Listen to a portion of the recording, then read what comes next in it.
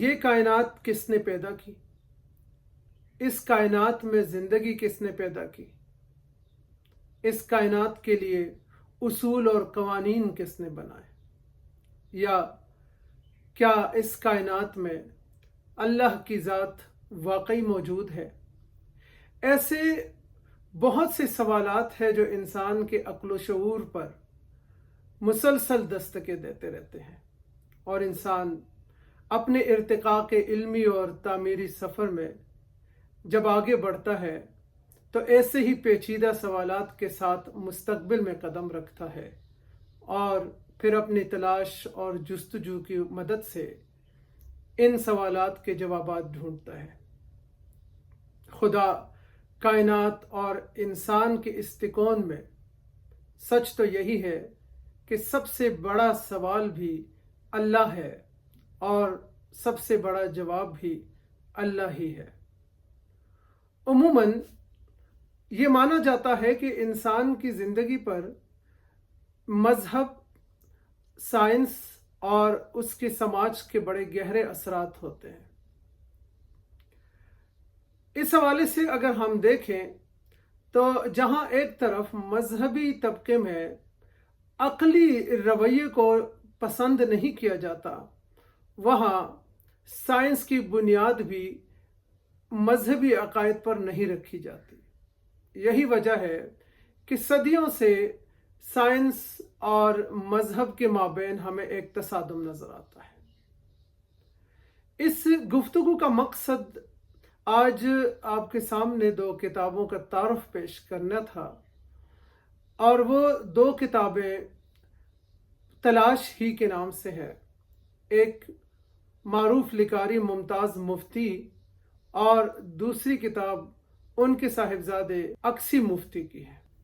ادبی دنیا میں ممتاز مفتی کا نام کسی تعارف کا محتاج نہیں ہے۔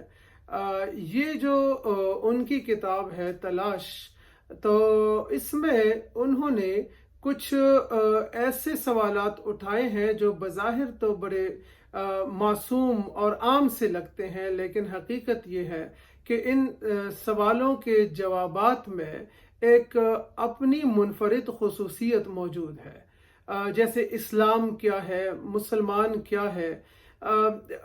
اس تلاش کے ابتدائی حصے میں جب ہم ممتاز مفتی سے ملتے ہیں تو ہمیں ایک سیکولر لکھاری یا ایک غیر مذہبی اور لبرل قسم کا انسان نظر آتا ہے، لیکن جیسے جیسے آگے بڑھتے ہیں تو کتاب کے دوسرے حصے میں ہماری ملاقات ایک بالکل ہی مختلف ممتاز مفتی سے ہوتی ہے، جہاں پہ وہ قرآن اور اسلام کو آفاقی صداقتوں کے ساتھ سامنے لانے کی کوشش کرتے ہیں۔ ان کا خیال ہے کہ اسلام ہی وہ مذہب ہے جس میں اس دنیا کی نجات ہے، اور قرآن ہی وہ کتاب ہے جس میں اس دنیا کے تمام تر مسائل کا حل موجود ہے۔ تو اس کے ابتدائی حصے میں اور دوسرے حصے میں ایک بہت زیادہ ہمیں فرق نظر آتا ہے، لیکن ایک ارتقائی سفر ہے جو دلچسپی سے خالی نہیں ہے۔ یہی وجہ ہے کہ ممتاز مفتی نے بہت ساری جگہوں پر ایک مجذوبانہ کیفیت میں قابل اعتراض باتیں لکھی ہیں، لیکن جب دوسرے حصے میں ہم پہنچتے ہیں تو ہمیں ممتاز مفتی کی سے جو ایک گلہ پیدا ہوتا ہے وہ بالکل ختم ہو جاتا ہے، اور یہ تلاش جو ہے، جو اللہ کی ذات کی تلاش ہے، آگے کی طرف بڑھتے ہیں، اور ہم اس کے اگلے مرحلے میں داخل ہوتے ہیں اکسی مفتی کی تلاش کی مدد سے۔ اکسی مفتی کی تلاش کے بارے میں یہ رائے کچھ غلط نہیں ہے کہ یہ مشرق کے صوفیانہ نظریات یا خدائے واحد سے متعلق جو ایک عوامی رائے ہے اس کی تفسیر ہے۔ یاد رہے کہ اس کتاب کی بنیاد دو کتابوں پر رکھی گئی ہے، ہسٹری آف گاڈ اور دی گاڈ ڈیلیوژن۔ عام طور پر یہ تاثر پایا جاتا ہے کہ اللہ تعالیٰ کی ذات کو کسی سائنسی تجربے کے نتیجے میں ثابت کرنا ممکن نہیں ہے، اس لیے کہ سائنس انسانی علم ہے جو محدود ہے اور متعین ہے، جبکہ اللہ کی ذات لامحدود ہے۔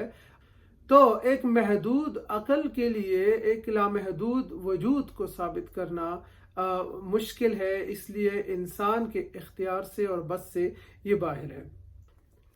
اقصی مفتی نے اپنی کتاب تلاش میں جہاں تصوف، فلسفہ، عقل، ایمان جیسے علوم کو بڑے منفرد انداز میں یکجا کیا ہے، وہاں پہ صوفیانہ نظریات سمیت کوانٹم فزکس اور ماحولیات جیسے علوم کی مدد سے صدیوں کے گرہ کھولنے کی کوشش بھی کی ہے، جس میں وہ بہت حد تک کامیاب نظر آتے ہیں۔ اور اس سلسلے میں انہوں نے اللہ تعالیٰ کے 99 ناموں کا سہارا لیا ہے، وہ نام جس میں اس میں ذات بھی موجود ہے، اس میں صفات بھی ہے اور اس میں افعال بھی ہے۔ ان کا خیال ہے کہ اللہ تعالیٰ کے یہ 99 نام جس طرح تسبیح کے دانوں میں ایک امام کے گرد گھومتے ہیں اور ان کا نقطۂ آغاز اور نقطۂ انجام ایک ہے، اسی طرح اس کائنات کے اندر بھی ایک چکر موجود ہے۔ دیکھا جائے تو قرآن بھی ہمیں بار بار اس کائنات پر غور و فکر کی دعوت دیتا ہے۔ تو ہم اللہ کی ذات کو سمجھنے سے پہلے اس فطرت میں اللہ کے عکس کو ڈھونڈنے کی کوشش کرتے ہیں اور اللہ کو تلاش کرتے ہیں۔ یوں بظاہر اگر ہم اللہ کے 99 ناموں کا پہ نظر ڈالیں تو اس میں ہمیں بہت سارے متضاد نام نظر آتے ہیں، جیسے الظاہر، الباطن، الاول، الآخر، الغفار، القہار، اس طرح کے متضاد نام ہیں۔ لیکن یہ ایک اپنے مشاہدے سے، اپنے تجربے سے، مطالعے سے اقصی مفتی نے ثابت کیا ہے کہ یہ اللہ کے ان ناموں میں بظاہر جو تضاد نظر آتا ہے وہ تضاد نہیں ہے، بلکہ ایک ہی حقیقت کے مختلف سرے ہیں یا دو انتہائیں ہیں۔ اب ان دو انتہاؤں کے درمیان بے شمار مرحلے آتے ہیں اور ان مرحلوں کو ہم روحانی عمل میں یا روحانی دنیا میں درجات کا نام دے سکتے ہیں۔